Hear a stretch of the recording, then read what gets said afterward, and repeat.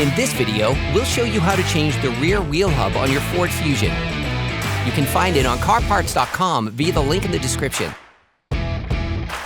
For safety reasons, we strongly suggest watching our video on how to jack your Ford Fusion safely.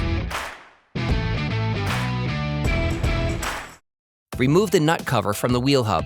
You can use a chisel and a hammer. It is necessary to remove the hub nut. Loosen the nut using a pin punch and a hammer. Ask another person to press the brake pedal. Use a ratchet and a 36mm socket to unlock the hub nut. Now you need to remove the brake system. The assistant must then release the brake pedal. Open the brake fluid reservoir. Ask another person to press the brake pedal. Using a ratchet and a Torx T40 socket, loosen the two bolts holding the disc. The assistant must then release the brake pedal. Release the parking brake. Insert a flathead screwdriver into the opening of the brake caliper. Lift it off using the screwdriver as a lever by pulling it towards you. This will cause the piston to retract slightly so that the caliper can be removed more easily for the next steps. Using a pin punch and a hammer, remove the metal clip holding the parking brake cable to the brake caliper. You can also use pliers to help you.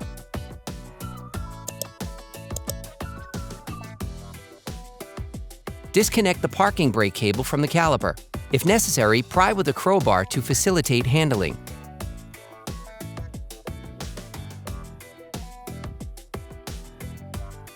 Block the rotation of the guide pins with a 17mm wrench and unscrew the slide pins using a 13mm wrench. Finish unscrewing by hand.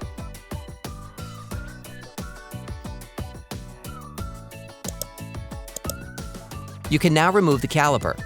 Place it on a raised element so as not to pull on the various cables.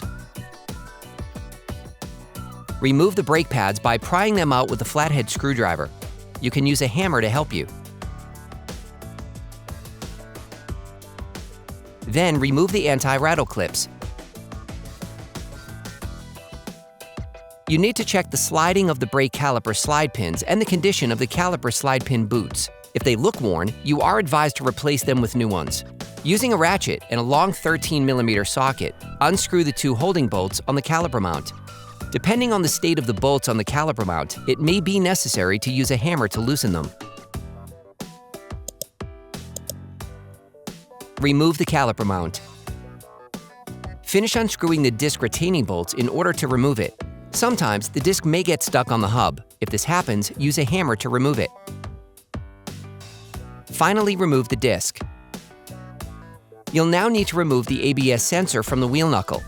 Using a ratchet, an extender, and an 8mm socket, unscrew the ABS sensor's retaining bolt. Then remove the sensor. You can use a flathead screwdriver.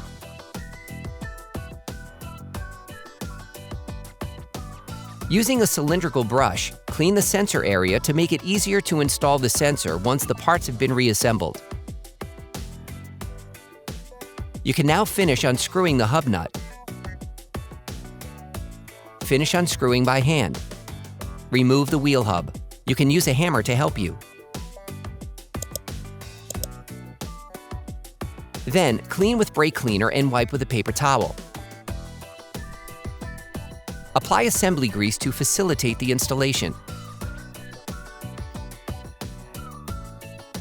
You can order the wheel hub assembly used in the video on CarParts.com through the link in the description. Take the wheel hub assembly. Put the wheel hub back in place.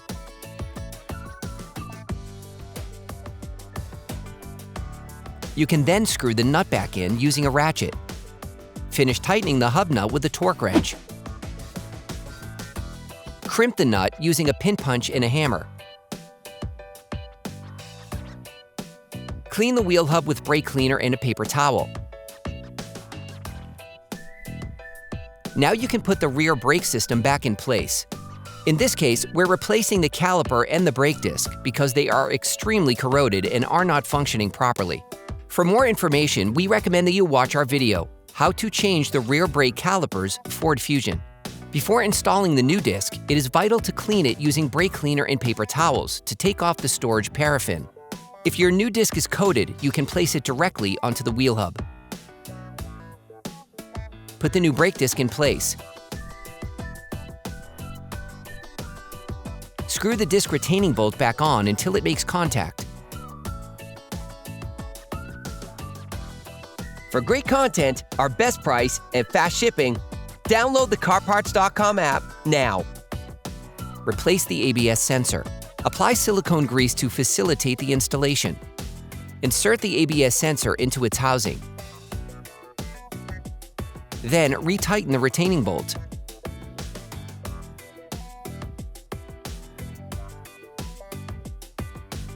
Finish tightening using a torque wrench. Take the caliper mount. Reassemble the caliper mount by screwing first by hand, then with a ratchet and a 13mm socket to lock them in place. Finish tightening using a torque wrench.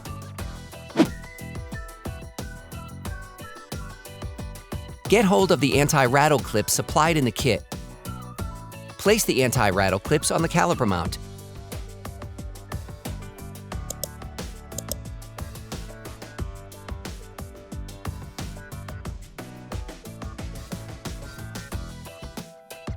Grab the new pads and lightly coat the ends with copper grease to help them slide more easily.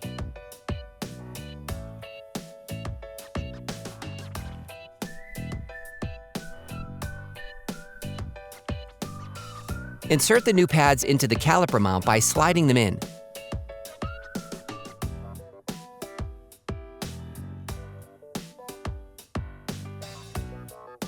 Press the piston into the brake caliper.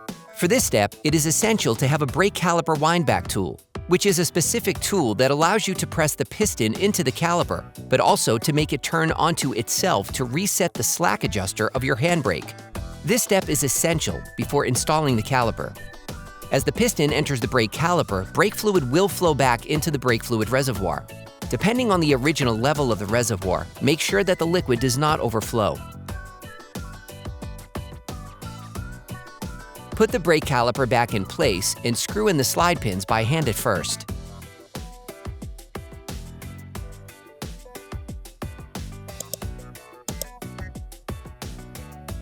Screw them in using a 14mm wrench. You can use a 17mm wrench to prevent the bolts from rotating.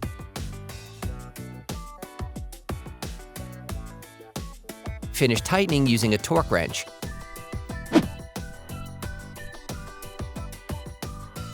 Put the parking brake cable back on the caliper.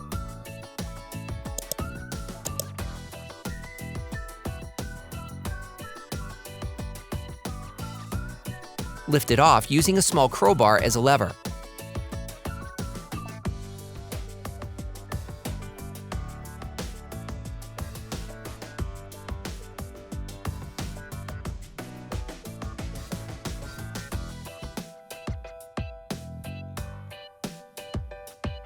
Then put the retaining clip back in place.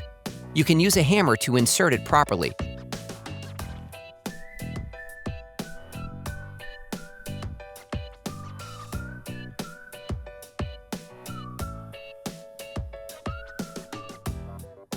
Put the cover back on the nut.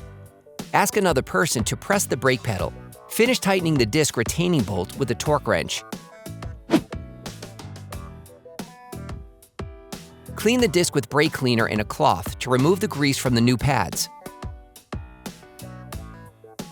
Then you will be able to put the wheel back on your vehicle. Put your vehicle back on the ground before properly fixing the wheel in place.